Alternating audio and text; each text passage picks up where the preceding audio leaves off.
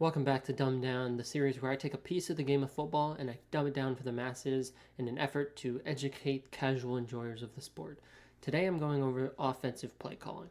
In the last episode, I covered positions of the offense, so if you find yourself wondering what the positions are or what an offense is, you should go check out the earlier videos in the Dumb Down playlist on the channel. And before we get started, I want to go ahead and kind of give more background for play calling itself. So play calling is any coach's strategy going into any given game. For example, if I thought that I was really good at running the ball, I would want to run the ball a lot, and so my game plan and my play calling would reflect that by running the ball a lot. However, if I thought my players were really good at catching the ball, I'd want to throw the ball more often. This is an oversimplification, yes, but play calling would change week to week, and it's optimized for the opponents you face. With that out of the way, we can go ahead and get into the pieces of play calling. So first is the play call. Play call is the name of an individual play, which acts as the instructions for players, what they do after the snap of the football. The play call contains the following: the formation, the play type, the protection, the scheme, and the cadence. The formation dictates what players will take the field, how many of each position, and where on the field they should line up. In examples that I'll have on screen, there are varying amounts of tight ends, wide receivers, running backs, and all of their spacing also varies, and all of that is dictated by the formation part of the play call. Next up is the play type, which is simply saying it's a run or it's a pass, but generally it's phrased in a more convoluted manner. Next up in the play call is the protection, which defines how the offensive line will block for the play, and whether or not any of the other positions need to help in blocking, such as the running back or the tight end. Next is scheme, which is dependent on the play type, but it will specify the player's roles, and the most specific part of the play call is the scheme. Lastly, the cadence, which indicates when the ball will be snapped for the play, so no players move too early or too late to the center snapping the ball. For receivers on passing plays, this scheme is generally the part of the play call that specifies what routes they should run.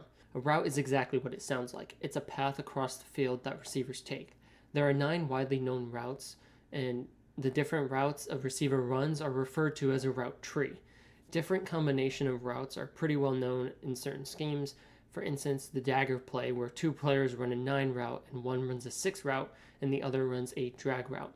These combination of routes, that's what's called scheme on passing plays. On run plays, the scheme is more of a path for the runner to go, and it's coupled with protection for the offensive line in order to create space for the runner to gain as many yards as possible.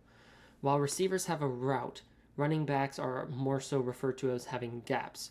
Gaps are assigned letters to the offensive line that tell the runner where to go, and working inside to outside, they are labeled starting with A, then B, C, onward. Run plays will specify the gap and which side of the offensive line to go to in their language in order to paint a mental image of where to go as a runner. There are, of course, exceptions to this rule, but it's a good baseline for most run plays to follow this rule. Now, onto protection. I slightly touched on it earlier, saying that protection dictates who may assist in blocking, but it goes deeper than that.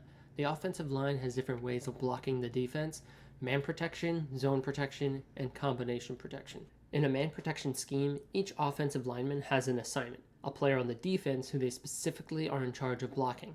Sometimes they even double up on the same player, and that would be called a double team block. In zone protection, each lineman will instead block their own gap, which is why zone protection is sometimes referred to as gap protection. Zone protection helps simplify the assignments for the offensive line, letting the defender come to them instead of chasing down individual players like they would in man protection.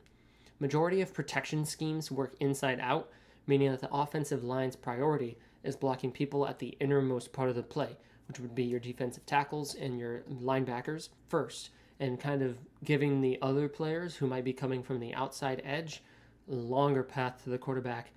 Sometimes the offensive line will have slide protection, which is when the offensive line shifts its gap assignment to the right or to the left, and usually a tight end or a running back will block the remaining defensive player that the shift is moving away from.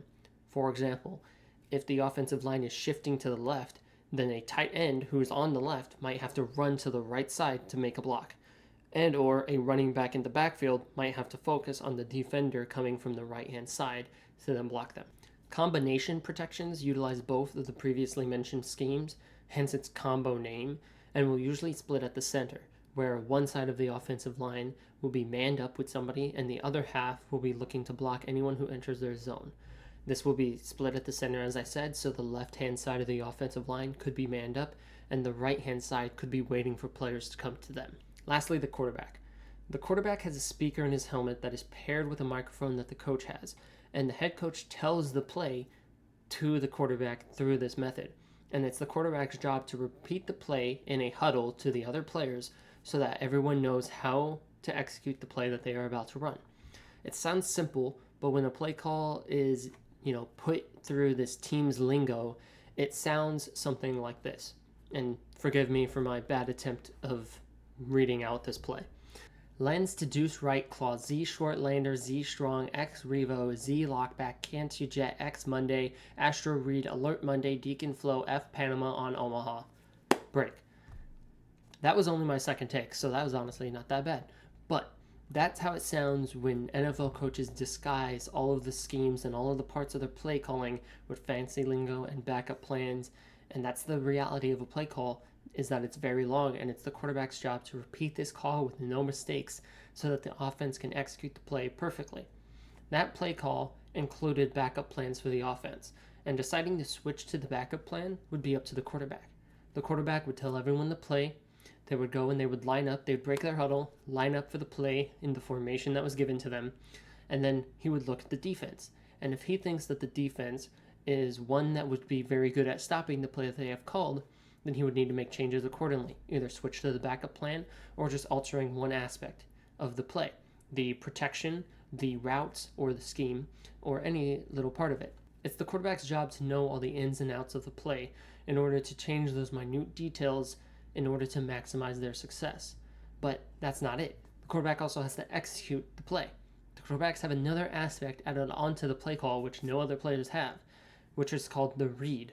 A read dictates the quarterback's decision making, and it refers to a defensive player and what they do, and given whatever they do, how the quarterback should react. These are baked into every play, with the head coach kind of laying out in the play call, just to the quarterback. Once again, it's not like said over the speaker, but laying out for the quarterback that if this happens, then they should make this change to the play, or they should change this when they are looking through who to pass to. Working through reads is often something said by commentators about quarterbacks, and that just means that the quarterback is looking through the options in a specified order, and they're going about it calmly and making sure that they throw it into an open window along those reads. Reads are numbered 1, 2, 3, 4, etc. Basically the order of who they should look at and what they should do based on what they see. And, well, that does it for the offensive play calling dumbed down. This is definitely the deepest dumbed down to date. But don't worry, we'll be getting back to some dumbed downness next video with the defensive players breakdown. And I am hoping that this series will become a kind of mainstay and kind of delve deeper into subjects that even I myself might have to research prior to making the video. But with all of that said, hope you enjoyed. If you did, like, subscribe, all of that jazz. Deuces.